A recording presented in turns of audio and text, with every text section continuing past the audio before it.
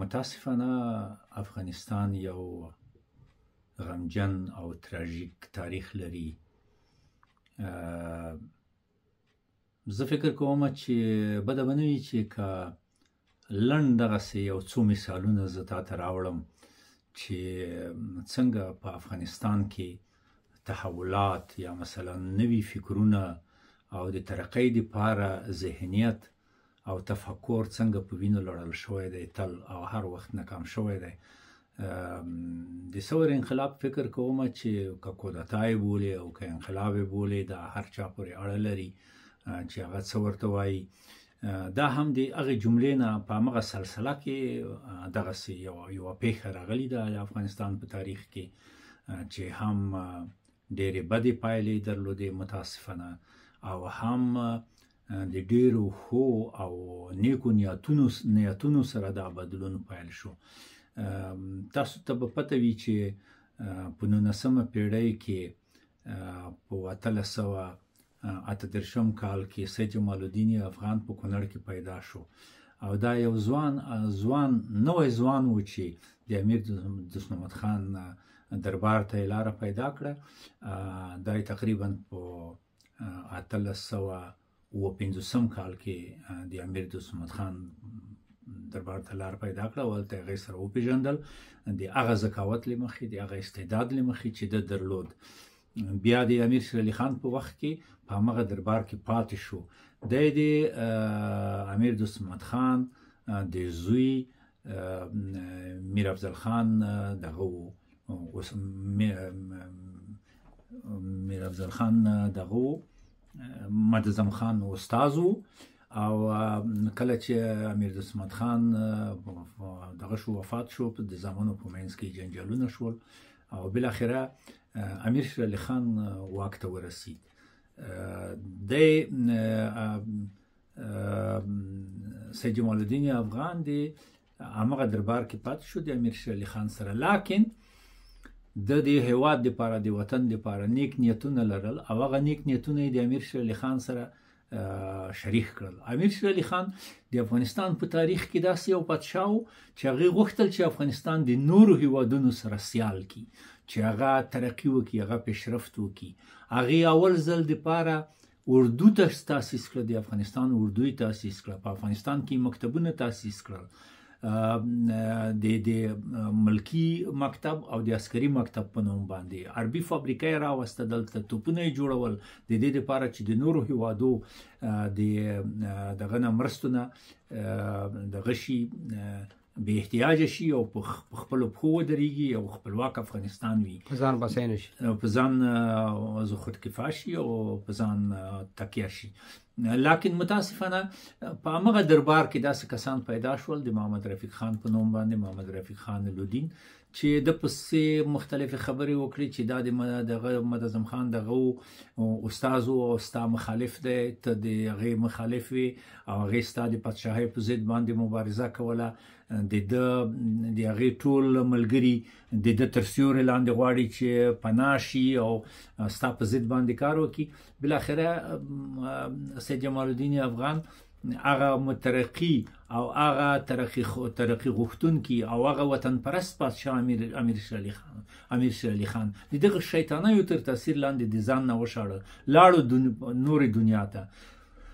په ټوله دنیا کې سید جمال الدین افغان د یوه نابغه په حیث استقبالیدو. زه به تاته ووایم چې دی په ترکیه کې مړ شو. کله چې دی په ترکیه کې مړ شو د ده په جنازه کې دومره خلک راټول شوي وو، د ترکیې خلک دومره خلک راټول شوي وو چې 18 نفر د خلکو تر پښو لاندې مړه شول. دومره بیروبار او دومره رش او دومره د خلکو زور و، دومره خلک د ده جنازې ته راغلي وو.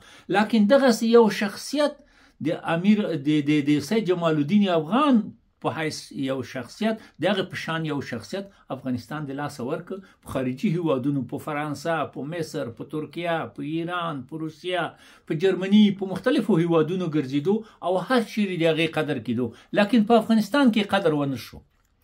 بیا د هغې نه وروسته د لومړي مشروطیت دوران راغی. په لومړي مشروطیت کې هم ډېر قوي شخصیتونه لکه عبدالرؤف واصف او دې ته ورته نور داسې شخصیتونه و چې هغې د افغانستان د ترقۍ دپاره د پیشرفت دپاره په حکومت کې د خلکو د ګډون دپاره د خلکو د ارادې د تمثیل دپاره کوشش کوه چې داسې یو حکومت په افغانستان کې راشي چې په هغې کې د خلکو اراده شامله وي.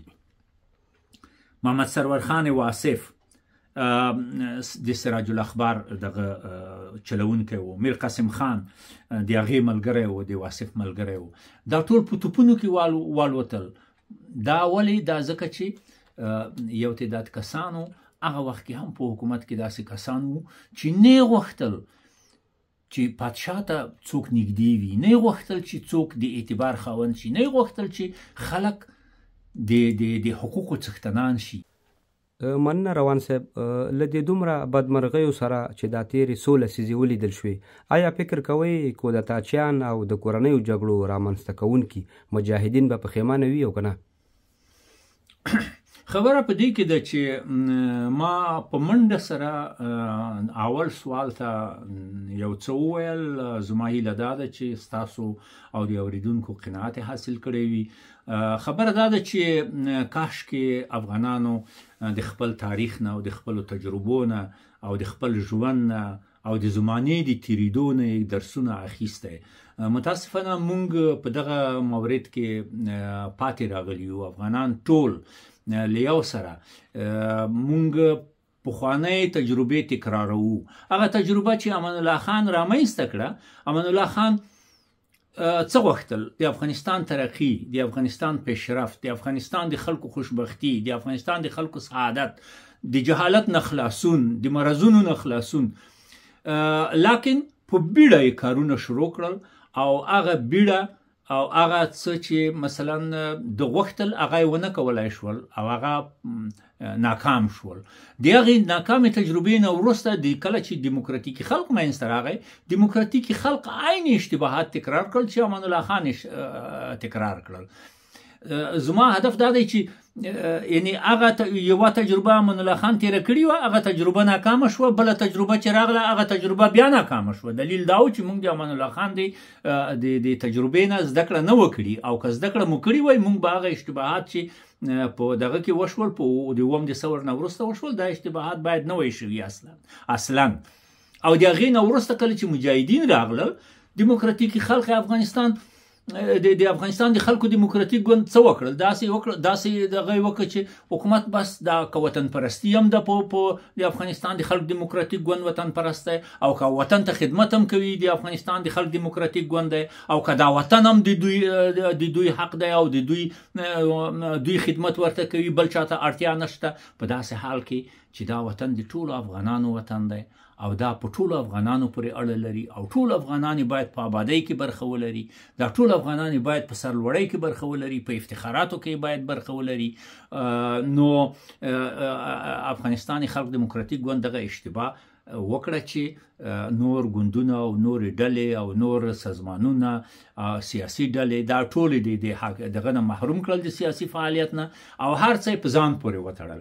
هغه پخواني دولت کې بهترین کارمندان چې کلونو تجربې درلودې هغوی ټول د ځان وشړل، او نوو کسانو ته، معلمانو ته او د ګوند ځوانو غړو ته ټول وظایف وسپارل، او هغوی تجربه نه درلوده، او بالاخره د دیموکراتیک خلق د بدلون تجربه په حقیقت کې په یوه تراژیک بدلون باندې، په یوه غمیزه باندې واوښته، ځکه چې دوی تجربه نه درلوده او د پخوانیو تجربو نه یې زده کړه ونه کړه. بیا وروسته چې مجاهدین راغلل، مجاهدین هر یوه کوشش کوه چې خپله ډله باید مخته کړي، بله ډله یې نه منله. همغه مجاهدین چې 9 ډلې وې، چې 8 ډلې وې، د 8 ډلو نه یوې ډلې 9 ډلې نورې نه منلې، د 9 ډلو نه یوې ډلې 6 نورې ډلې نه منلې، او یوازې قدرت غوښتو چې انحصاري قدرت باید ولري. تر نن ورځې پورې دغه تراژیدي ادامه لري. یعنی دا اوس چې طالبان په افغانستان کې حاکم دي، دوی ګوندونه منع کړل، په داسې حال کې چې دوی خپله یوه سیاسي ډله ده او سیاسي فعالیتونه منع دي. دوی وایي چې سیاسي فعالیتونه منع دي. تاسو ولې سیاسي فعالیت کوئ؟ تاسو په کوم حق د دې هیواد خلک یاست؟ تاسې حق لرئ، یو بل د سیاسي فعالیت حق نه لري، هغه هم د دې هیواد بچی دی. یعنی دغه انحصار بالاخره طالبان په همغه سرنوشت باندې دغه کوي په هغه سرنوشت اخته کوي چې دیموکراتیک خلک افغانستان ور باندې اخته شو، په هغه سرنوشت اخته کوي چې مجاهدین ور باندې اخته شول. معنا دا ده چې موږ دغه تجربو نه متاسفانه درس نه اخلو او یو تجربه په بل پسې امغه تکرارو او عبرت نه ترې اخلو. خلق او زیان ولس ته رسیږي، زیان خلکو ته رسیږي، زیان هیواد ته رسیږي.